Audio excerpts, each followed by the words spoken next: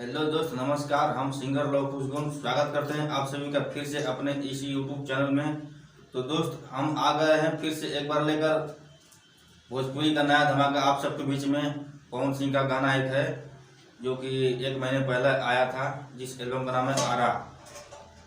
तो उस सॉन्ग को मैं आपके सामने प्रस्तुत करने जा रहा हूं। अगर अच्छा लगे तो एक लाइक ज़रूर करना और कमेंट में बताना कैसा लगा सॉन्ग। और हाँ, अगर आप हमारे चैनल पर पहली बार आए हैं तो नीचे दिए हुए लाल रंग के सब्सक्राइब बटन को दबाकर ऑल वाले बेल आइकन को प्रेस कर देना, ताकि जब मैं लेटेस्ट या ओल्ड सॉन्ग लेकर आऊँ तो सबसे पहले आप तक उसका नोटिफिकेशन जाए। तो चलिए आगे स्टार्ट करते हैं। सटपयाल बानी सटब नजरी, कमर हिलाई जबले जरी मरकरी हो खाके मीठी जवानी के चिखैबू ना बबुआ के खुश के जैबू ना।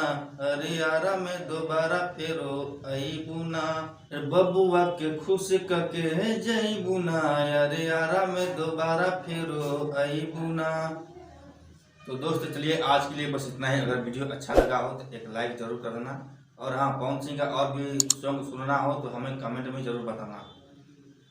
तो चलिए आज के लिए बस इतना है। फिर अगले दिन कोई नया लेटेस्ट वीडियो लेकर आता हूँ।